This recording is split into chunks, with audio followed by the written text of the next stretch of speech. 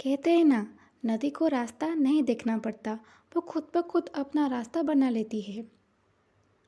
इसी प्रकार पुराने समय में एक शिष्य हुआ जिसके अपने हुनर और गुरु भक्ति से अपना नाम इतिहास में दर्ज करवा लिया। वो वीर योद्धा था एकलव्य। लेकिन इस वीर योद्धा की जिंदगी का अंत कैसे हुआ, आइए जानते हैं वीर एकलव्य की कहानी विस्तार में। बात उस समय की है जब शिक्षा का रूप आज से बहुत अलग हुआ करता था। उस समय के विद्यालय गुरुकुल हुआ करते थे। विद्यार्थियों को शिक्षा ग्रहण करने के लिए सब अपने गुरु के पास आश्रम में ही रहते थे। सभी मिलजुल कर एक परिवार की तरह रहते थे। मिल बांट कर सब काम किया करते थे। सभी शिष्य बड़े निष्ठा और ईमानदारी के साथ शिक्षा प्राप्त करते थे। उस समय शिक्षा भी कुल के अनुसार ही दी जाती थी। ब्राह्मण और क्षत्रियों के अलावा किसी को भी शिक्षा नहीं दी जाती थी।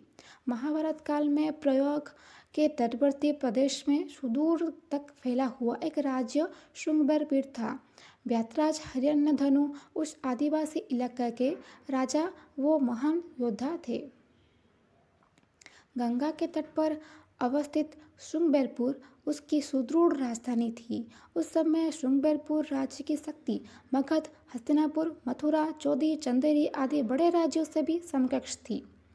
निषाद राज हिरण्यधनु और रानी सुलेखा वो उसकी प्रजा सुखी और संपन्न थी। निषाद राज हिरण्यधनु की रानी सुलेखा ने एक पुत्र को जन्म दिया था जिसका नाम अभिधुम्न था। बचपन में वो अभय के नाम से जाना जाता था। बचपन में जब अभय शिक्षा के लिए अपने कुल के गुरुकुल में गया, अस्त्र शस्त्र विद्या के बालक के लगन और एकनिष्ठता को देखते हुए गुरु ने बालक को एकलव्य नाम से संबोधित किया। सारी शिक्षाएं प्राप्त कर एकलव्य युवा हो गया। तब उसका विवाह हिरण्यधनु के एक निषाद मित्र की कन्या सुगीता से हो गया। एकलव्य को अपनी धनुर्विद्या से संतुष्टि नहीं थी। इसी कारण धनुर्विद्या की उच्च शिक्षा प्राप्त करने के लिए उसे उस समय के धनुर्विद्या के दक्ष गुरु द्रोण के पास जाने का फैसला कर दिया। एकलव्य को पिता जानते थे कि द्रोणाचार्य केवल ब्राह्मण तथा क्षत्रिय वर्ग को ही शिक्षा देते थे और उन्होंने एकलव्य को इस बारे में बताया। परंतु धनुर्विद्या सीखने की धुन और द्रोणाचार्य को अपनी कला से प्रभावित करने की सोच लेकर उसके पास गया। परंतु ऐसा कुछ भी ना हुआ और गुरु द्रोणाचार्य ने उस धनुष विद्या देने के लिए इनकार कर दिया। एकलव्य इस बात से तनिक भी आहत ना हुआ और उसने वही जंगल में रहकर धनुर्विद्या प्राप्त करने के लिए ठान ली। उसने जंगल में द्रोणाचार्य की एक मूर्ति बनाई और उन्हें ही ध्यान करके धनुर्विद्या की महारत हासिल कर ली। एक दिन आचार्य द्रोण अपने शिष्यों और एक कुत्ते के साथ आकटे के लिए उसी वन में पहुंच गए जहां एकलव्य रहते थे। कुत्ता राह भटक गया और एकलव्य के आश्रम में पहुंच गया और भौंकने लगा। एकलव्य उस समय धनुर्विद्या की अभ्यास कर रहे थे। कुत्ते की भौंकने आवाज़ से एकलव्य की साधना में बाधा पड़ रही थी। अतः उसने ऐसा बाण चलाया कि कुत्ते को जरा सा भी खरोच नहीं आई और कुत्ते का मुंह भी बंद हो गया। एकलव्य ने ऐसा कौशल बाण चलाया था कि कुत्ते को किसी भी प्रकार चोट नहीं आई और बाणों से कुत्ते का मुंह भी बंद कर दिया।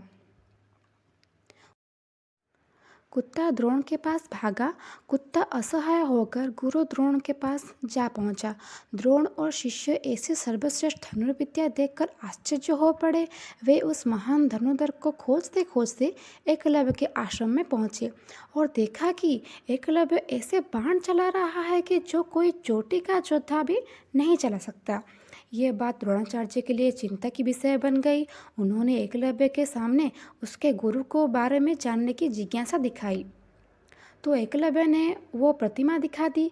उन्हें यह जानकर भी आश्चर्य हुआ कि द्रोणाचार्य के सामने मानस गुरु बनाकर एकलव्य ने स्वयं ही अभ्यास करके ये विद्या प्राप्त की है। अपनी प्रतिमा देखकर आश्चर्य होकर आचार्य कहे, अगर तुम मुझे अपना गुरु मानते हो तो मुझे गुरु दक्षिणा भी दो।